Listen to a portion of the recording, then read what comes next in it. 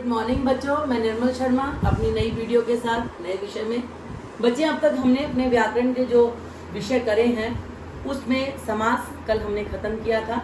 समास के ऊपर जो आपको अभ्यास करना है वो मैं पीडीएफ में आपको बाद में दूंगी करने के लिए, वो मैं दूंगी आपको टेस्ट के लिए। साथ ही बच्चे, लेकिन आज हम अपना नया विषय जो कर रहे हैं वो है अर्थ के आधार पर वाक्य भेद, परिभाषा और भेद। इसको समझो बच्चे, ये बहुत ही इजी है और एग्जाम में आपको 4 नंबर का आता है।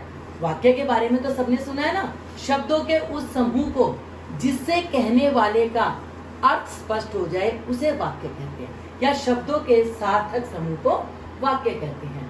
अब अर्थ के आधार पर वाक्य के बच्चे 8 भेद होते हैं। बहुत ही आसान विषय है और समझने वाला है। वाक्य के भेद बच्चे 8 होते हैं। एक होता है विधानवाचक वाक्य, निषेधवाचक वाक्य, आज्ञावाचक वाक्य, विस्मयादिवाचक वाक्य, प्रश्नवाचक वाक्य, संकेतवाचक वाक्य, संदेहवाचक वाक्य और साथ ही बेटे आपका इच्छावाचक वाक्य।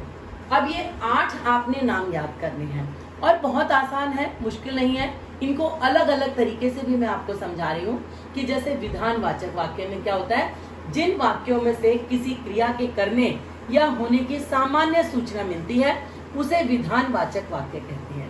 किसी के अस्तित्व का बोध भी इस प्रकार के वाक्यों से होता है। सिंपल सेंटेंस हम कहते हैं कि राम ने खाना खा लिया, सिंपल बात बता दी। सूर्य पश्चिम में अस्त होता है, कॉमन सी बात है। जनता ने नेताजी का स्वागत किया। मैं कल दिल्ली गया था, हम स्नान कर चुके, सिंपल बात है। अगर मैं कहती हूँ राम ने खाना खा लिया या राम सोता है, विधानवाचक, कथनवाचक, कुछ भी इसको कह सकते हैं हम लोग। सेकंड जो हमारा है वो निषेधवाचक, निषेध यानी कि ना, किसी काम को ना करना। जिन वाक्यों से किसी कार्य के ना होने का बोध होता है उसे निषेधवाचक वाक्य कहते हैं। उन्हें नकारात्मक वाक्य भी कहते हैं। जैसे मैं आज नहीं पढ़ूंगा, मैंने कहा राम ने खाना खाया, ये विधानवाचक था। मैंने कहा राम ने खाना नहीं खाया, ये क्या हो गया, निषेधवाचक। मैं यह काम नहीं कर सकता, माला नहीं नाचेगी, मैं आज नहीं आऊंगा। समझ में आया बच्चे। तीसरा हमारा है आज्ञावाचक वाक्य। जिन वाक्यों से आज्ञा या अनुमति देने का बोध हो उसे आज्ञावाचक वाक्य कहते हैं। जैसे देखो, आप चुप रहिए, आया से आप यहाँ से चले जाओ, अपना अपना काम करो, आप जा सकते हैं। समझ आए, आज्ञा देना, ये काम मत करो, ये करना है, ये वो, उसको आज्ञावाचक कहते हैं। हमारा चौथा विषय है विस्मयादिवाचक वाक्य। अब जिन वाक्यों से आश्चर्य, विस्मय, हर्ष, शोक आदि के भाव व्यक्त हो उन्हें विस्मयादिवाचक वाक्य कहते हैं। ओहो बड़ा जुल्म हो गया, छी कितनी गंदी बात, आहा कैसा सुंदर दृश्य, अरे वह तो मर गया। तो ये सारी चीजें बहुत ही सिंपल और साधारण वाक्य बच्चे समझ में आने वाले। अब हमारा 5वां है प्रश्नवाचक वाक्य। जिन वाक्यों में प्रश्न होने का बोध हो या किसी से कोई बात पूछी जाए उन्हें प्रश्नवाचक वाक्य कहते हैं। उदाहरण के लिए समझो बच्चे, क्या तुम मेरे साथ स्कूल चलोगे, तुम क्यों रो रहे हो, क्या तुमने चाय पी, क्या तुमने ताजमहल देखा। या जैसे मैं कहती हूँ, क्या राम ने खाना खाया, राम ने खाना खा लिया, राम ने खाना नहीं खाया, ओहो राम ने खाना खा लिया, राम खाना खाएगा, राम खाना खाओ। इस तरह से इन वाक्यों को हम लोग समझ सकते हैं। इसी तरह से है संकेतवाचक वाक्य। जिन वाक्यों से एक क्रिया से दूसरी क्रिया पर निर्भर होने का बोध हो उन्हें संकेत हो, जिसमें जैसे वर्षा होती तो फसल अच्छी होती, आप आते तो इतनी मुसीबत नहीं आती, यदि छुट्टियां हुई तो हम हांगकांग अवश्य जाएंगे। अब बेटे इंडिया में जाने की बात नहीं, हम तो विदेश की बात कर रहे हैं, हांगकांग। अगर तुम आते तो मैं पार्क जाता, यानी कि दोनों बातें जुड़ी हुई हैं।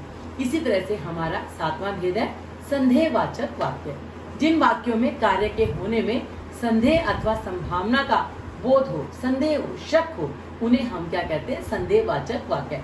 संभवतः वह सुधर जाए, हो सकता है आज वर्षा हो, शायद आज मेरा दोस्त आए, हो सकता है आज बहुत मार खाए, हो सकता है आज वो बहुत मार खाए। तो वो सारी चीजें हमारी संदेह की बात है। अब हमारा 8वां जो है वो है इच्छावाचक वाक्य। वाक्य की इच्छा, आशा या आशीर्वाद को व्यक्त करने वाले वाक्य इच्छावाचक वाक्य कहलाते हैं। नव वर्ष मंगलमय, आपकी यात्रा शुभ हो, ईश्वर तुम्हें बरकत दे, आप खेल में स्वर्ण पदक जीते। बच्चे ये मैंने आपको सारे भेद समझाए हैं। और सबसे बड़ी बात है बच्चे कि ये हमारे एग्जाम में 4 नंबर के आते हैं।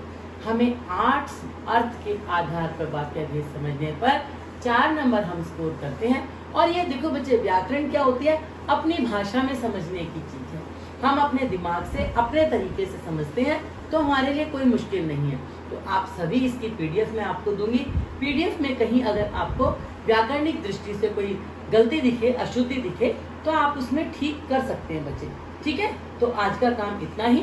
कल हम अपने नए विषय के साथ और इसकी अभ्यास के साथ मैं आपसे अपनी नई वीडियो में फिर मिलती हूँ। आज के लिए इतना ही।